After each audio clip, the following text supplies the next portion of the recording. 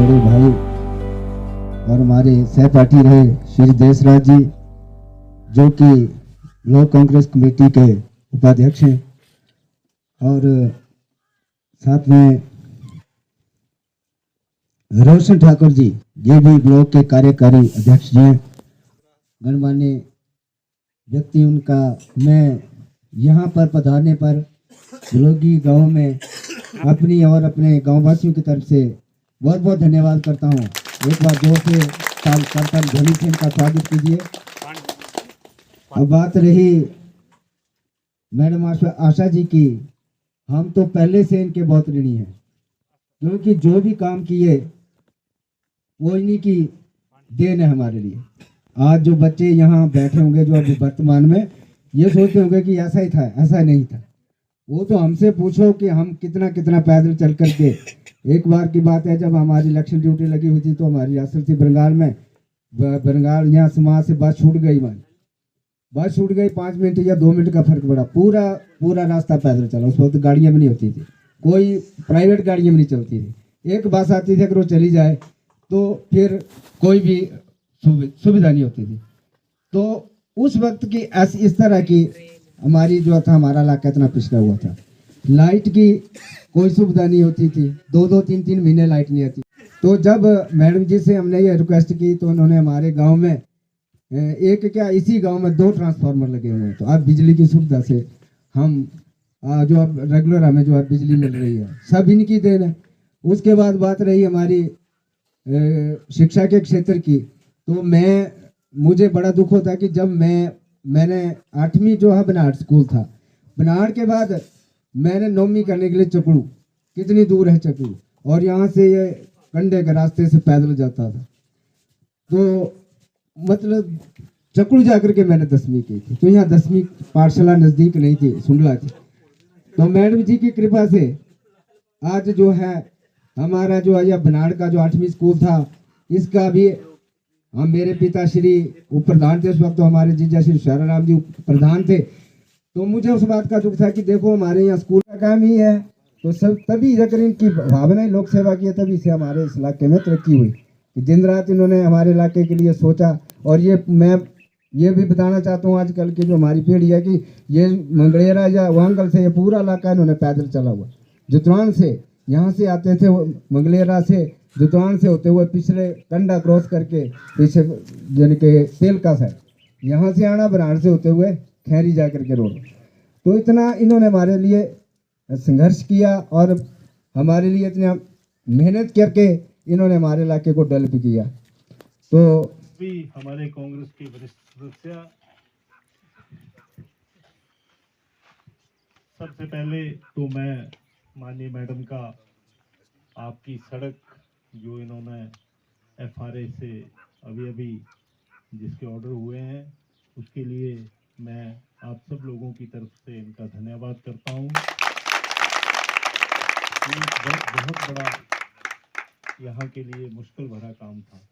कभी बलोगी जाना होता था तो ऐसे लगता था कि कैसे जाएं इतना दूर ऊपर, और कई बार हम लोग तो समाज से पैदल आए, नीचे उतरे, फिर इधर चढ़े और मड़ो में आके परोंठे खाए।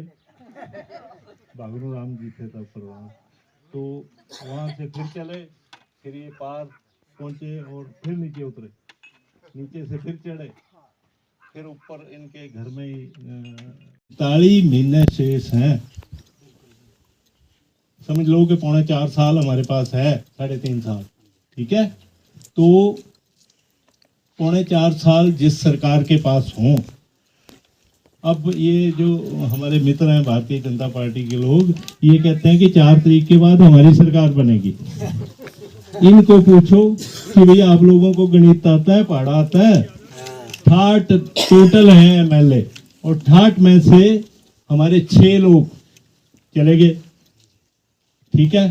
34 हमारे पास अभी हैं, 40 थे कांग्रेस के लोग, 34 हमारे, इन्होंने षड्यंत्र रचा कि हम सरकार बदल देंगे।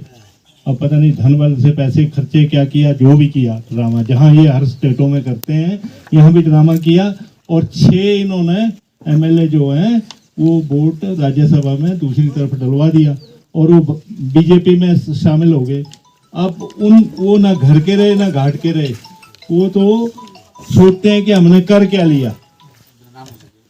कोई भी आदमी, चाहे वो प्रधान हो, चाहे वो मेंबर हो, चाहे वो प्रधान हो, बीडीसी का मेंबर हो, लोग बैठे हुए, क्योंकि मेरे लिए सब सम्मानित ही हैं, सब जो भी बैठा है। सबसे पहले तो आप लोगों को मुबारक है, बधाई है कि आप लोगों के प्रयास से, खासकर मेरी चेला जी ने बड़ी जान खाई और डॉक्टर ने, संजीव ने, सड़क के लिए। और देखो कभी कभी इत्तेफाक होता है। ये संजीव मेरे को मिलने डलहौजी आया हुआ था और हम डलहौजी में बैठे गप्पे लगा रहे थे। उसी वक्त जो है नया जो हमारे एसडीओ लगे, और क्योंकि आप जानते हैं कि अब ये इलाका डलहौजी में, जो डलहौजी का डिवीज़न है पीडब्ल्यूडी का, उसमें चला गया है।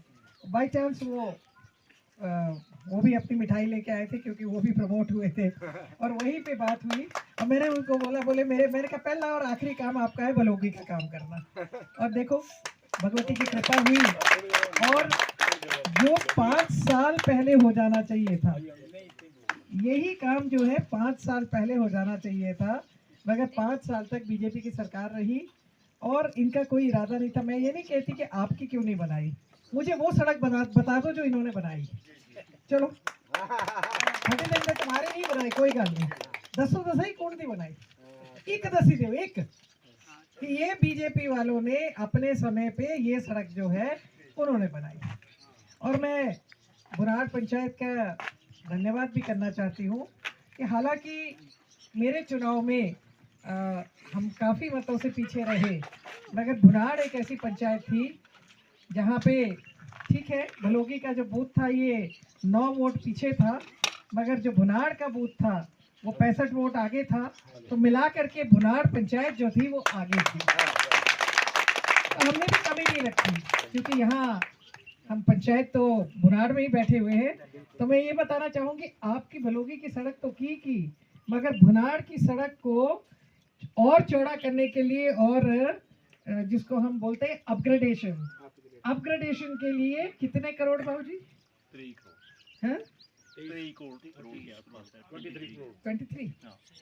23 करोड़ रुपए जो है विक्रमादित्य सिंह जी जब आए थे भिलाई में, उन्होंने मंजूर किए हैं 23 करोड़। जानते कितने और लगते? 000 नहीं पता, 100 करोड़, हाँ लाई 100 लाख का 1 करोड़ होंदा ते 3 करोड़ कितने लाख हुई है? 230 लाख से वो सड़क जो है वो भी भुनाड़ को ही जा रही है। वो सड़क जो है और अच्छी बने, उसको अपग्रेडेशन कहते हैं।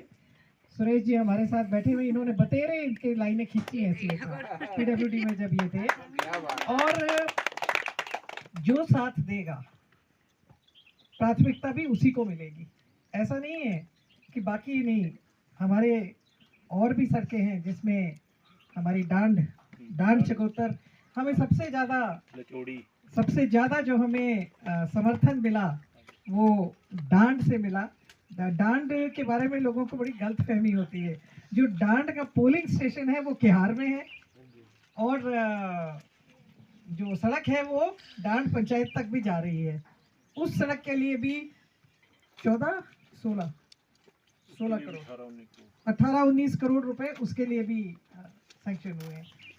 जब हम साथ देंगे तो लोग हमारा भी साथ देंगे, सरकार हमारा साथ देगी।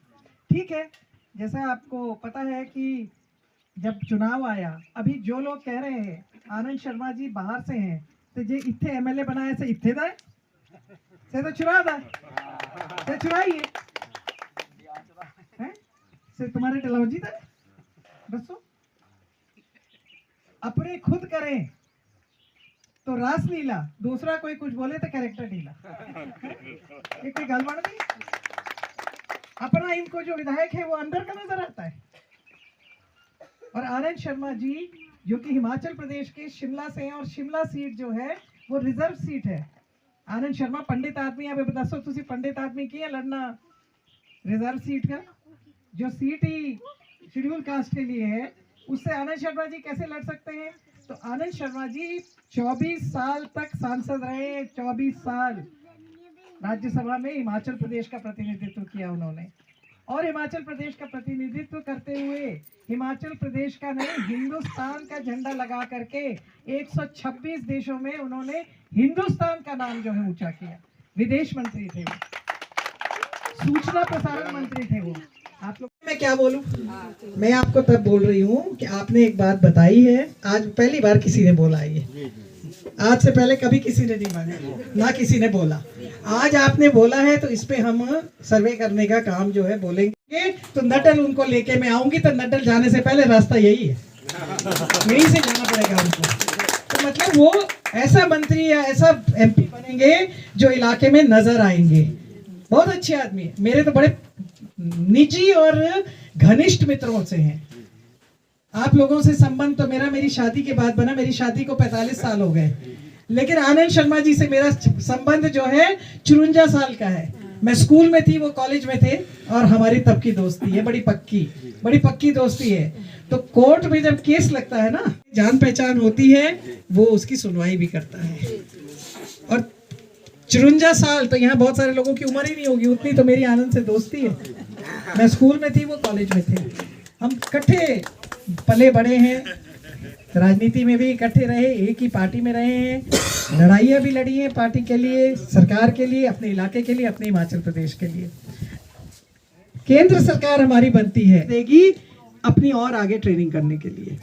तो ये सोच इसलिए आई है राहुल गांधी जी को या कांग्रेस पार्टी को, क्योंकि बेरोजगारी बहुत है, महंगाई बहुत है।